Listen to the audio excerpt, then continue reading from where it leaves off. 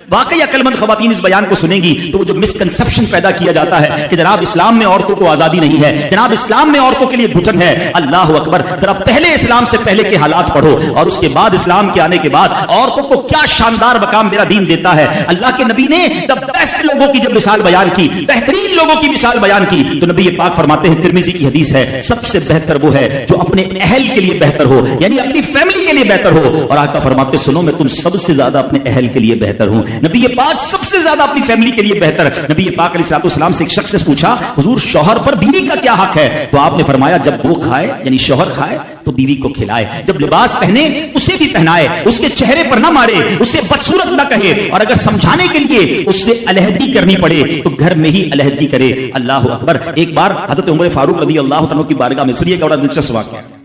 سیدنا عمر فاروق کا کتنا بڑا نام ہے، آپ کے جلال کی، آپ کی عدالت کی مثالیں دی جاتی ہیں، بڑے بڑے لوگ آپ کے سامنے تھر تھر کانپتے تھے۔ آپ کا گھر میں انداز کیا تھا؟ ایک شخص آیا کہ میں حضرت عمر کے پاس جاؤں اور بتاؤں میری بیوی جو ہے مجھ سے اس طرح بات کرتی ہے، اور میرا وہ انداز نہیں ہوتا جو شوہر کے سامنے ہونا چاہیے، ہوتا ہے گھروں میں ہو جاتا ہے۔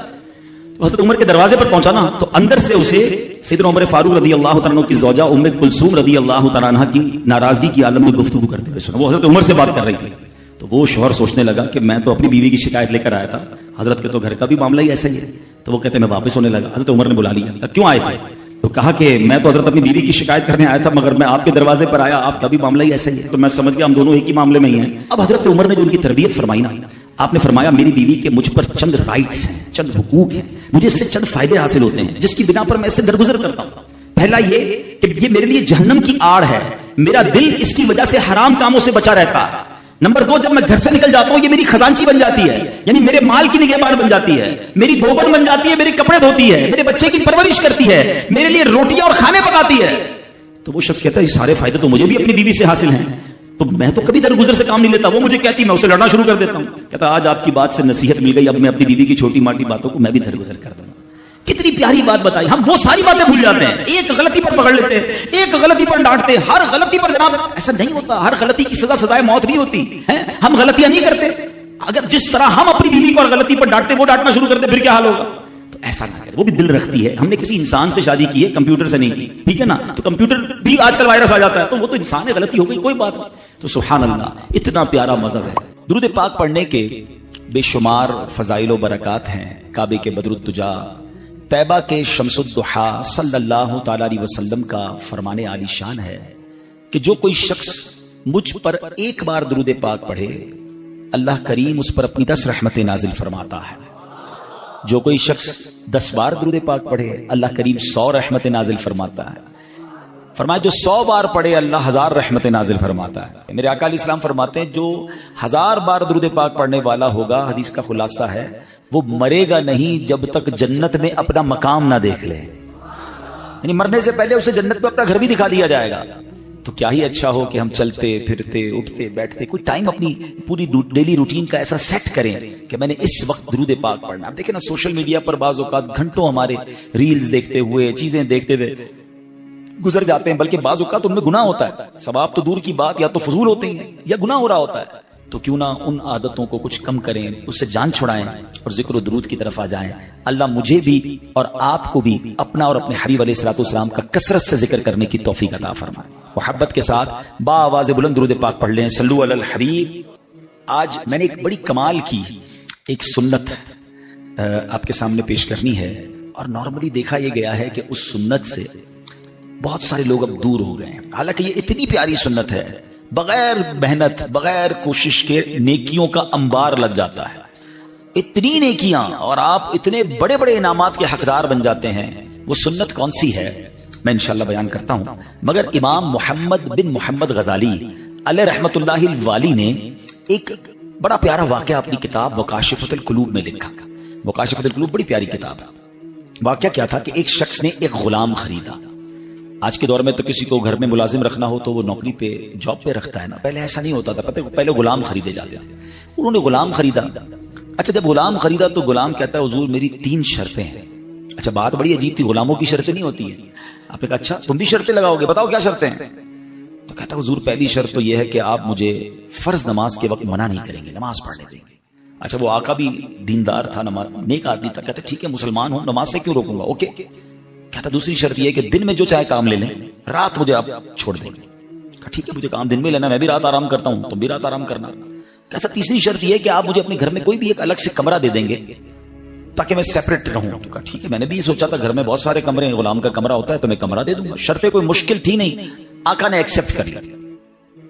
غلام گھر پر آیا، بڑا محنتی غلام تھا، دن میں کام کرتا، رات اپنے کمرے میں چلا جاتا۔ ایک دن آقا چلتے چلتے اس کے کمرے کے پاس سے جب گزرا تو دیکھا عجیب منظر ہے، کمرے کی چھت کھلی ہوئی ہے، آسمان سے نور برس رہا ہے، غلام سجدے میں ہے، اللہ کی عبادت کر رہا ہے اور اللہ کو رو رو کر یہ عرض کر رہا ہے کہ میرے مولا میں غلام ہوں، دن میں میری ڈیوٹیز ہیں، اگر یہ کام نہ ہوتا تو میں دن بھی تیری عبادت کرتا، رات بھی تیری عبادت کرتا۔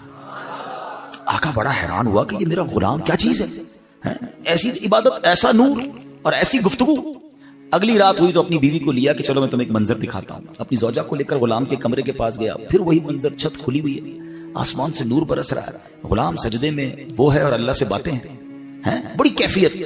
جب یہ منظر دیکھا تو وہ میاں بیوی بھی آنسو بہانے لگے، وہ بھی رونے لگے کہ یہ کیسا غلام ہے۔ صبح ہوئی تو غلام کو آقا نے بلایا اور کہا کہ ہمیں پتا چل گیا ہے تمہاری رات کی عبادت ہم نے دیکھ لی ہے، تم اللہ سے یہی کہہ رہے تھے نا کہ یا اللہ میں مجبور ہوں، اگر دن میں بھی فارغ ہوتا تو تیری عبادت کرتا، رات میں تو تیری عبادت کرتا ہوں۔ تو ہم میاں بیوی نے فیصلہ کیا ہے کہ آج کے بعد تم آزاد ہو، جاؤ دن میں بھی عبادت کرو، رات میں بھی اللہ کی عبادت کرو۔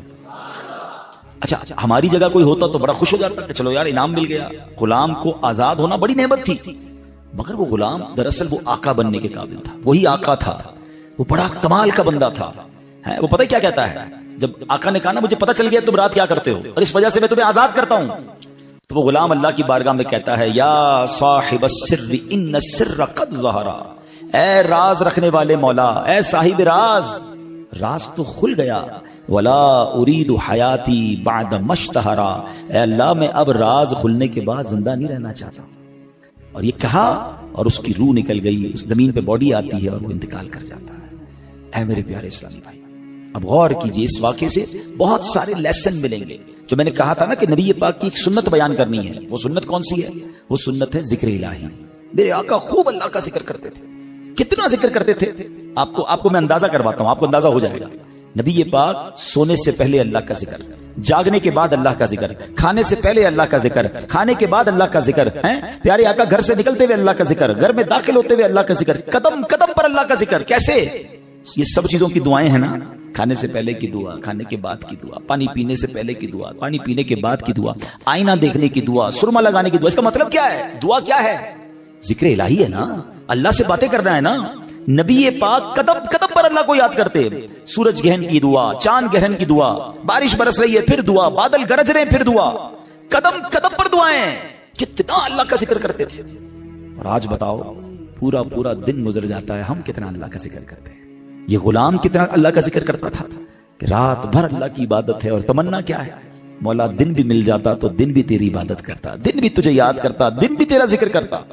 ذکر الہی پر میں انشاءاللہ آگے بات کرتا ہوں، مگر اس واقعے سے ایک اور بڑا کمال کا میسج مل رہا ہے۔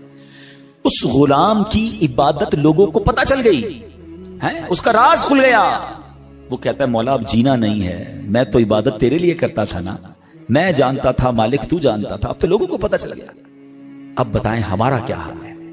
ہم تو عبادت بہت سارے لوگ کرتے ہی اس لیے کہ لوگوں کو پتہ چل جائے، وہ اس لیے کر رہا ہے کہ رب دیکھے اور کوئی نہ دیکھے، اور ہماری اکثریت ان کاموں میں لگی ہوئی ہے کہ دنیا دیکھے میں نے کیا کیا ہے۔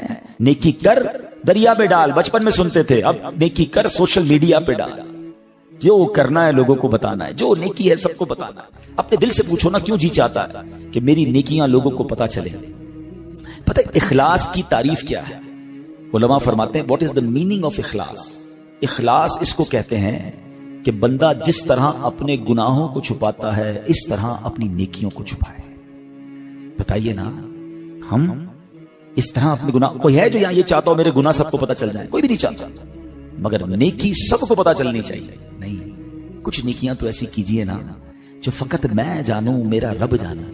میں نیکی کرنے کے بعد مجھے کیوں خیال آتا ہے کہ یار سامنے والے کو پتہ تو چلے میں حاجی ہوں، میں حافظ ہوں، میں نمازی ہوں، میں روزہ دار ہوں، میں نے یہ نیکی کی ہے، میں نے فلاں کام کیا، وائے کیوں؟ اگر دل میں تمنا یہ ہے کہ لوگوں کی واہ واہ ملے گی تو پتہ ہے اس کو ریاکاری کہتے ہیں، اور ریاکاری کو شرک اصغر کہا گیا حدیثوں میں، چھوٹا شرک۔ شرک کس کو کہتے ہیں؟ شرک کے معنی یہ ہے کہ اللہ کی طرح کسی کو عبادت کے لائق سمجھنا، ٹھیک ہے نا، یعنی اللہ کی ذات و صفات میں یا تو کسی کو شریک ماننا یا کسی کو معاذ اللہ کی طرح عبادت کے لائق سمجھنا، یہ شرک ہے، بندہ اسلام سے خارج ہو جائے گا۔ اب اس کو شرک اصغر کیوں کہا گیا کہ بندہ پڑھ تو نماز رہا ہے، رکھ تو روزہ رہا ہے، صدقہ کر رہا ہے، خیرات کر رہا ہے، عبادت اللہ کی کر رہا ہے، مگر دل میں تمنا ہے کہ لوگ راضی ہو جائیں، ہیں لوگ خوش ہو جائیں۔ نیت کیا ہے؟ نیت رب کو راضی کرنے کی نہیں، لوگوں کو راضی کرنے کی ہے۔ اب ہم چیک کر لیں کہ کہیں ایسا تو نہیں کہ شیطان ہمارے اندر یہ وبا داخل کر چکا ہے کہ پہلے تو نیکی نہیں کرنے دیتا، لیکن نیکی کر لے تو پھر چھپانے نہیں دیتا، پھر بچانے نہیں دیتا، پھر ایسے ایسی باتیں دل میں لاتا ہے کہ اس کو بھی بتا دے، اس کو بھی بتا دے۔ کیوں؟ ہمارا جی کیوں چاہتا ہے ایک ایک نیکی کی تصویر ہم نے لگانی ہے تاکہ لوگ دیکھیں میں نے یہ چندہ دیا، یہ راشن دیا، یہ فلاں کام کیا۔ میں ویسے آپ کے دل کے دروازے پر دستک دیتے ہوئے ایک سوال کرنا چاہتا ہوں کہ ذرا یہ تو چیک کیجئے، یہ میرے لیے بھی سوال ہے، یہ آپ کے لیے بھی ہے، کہ ہماری ایسی کتنی نیکیاں ہیں جو صرف میں جانوں اور میرا رب جانے؟ اپنے آپ سے پوچھئے گا، اکیلے میں پوچھئے کہ ایسا کیا میں نے کیا ہے نیکی کا کام جو اور کسی کو نہیں پتا، میں جانوں اور میرا رب جانے۔ آپ کو پتہ ہے پہلے کے زمانے کے کچھ بزرگان دین ایسے ہوتے تھے کہ وہ غریبوں کی مدد کرتے تھے، مگر ان غریبوں کو بھی پتہ نہیں چلتا تھا کون مدد کر رہا ہے۔ بعض اوقات ان بزرگوں کا انتقال ہوتا نا تو لوگ کہتے یار وہ ہر مہینے مدد آتی تھی، راشن آتا تھا، اب نہیں آ رہا، تو پتہ چلتا تھا کہ وہ فلاں بزرگ کا وصال ہوا ہے، وہ ہر مہینے مدد کرتے تھے، مگر کبھی انہوں نے نہیں بتایا، پتہ لگنے بھی نہیں دیا۔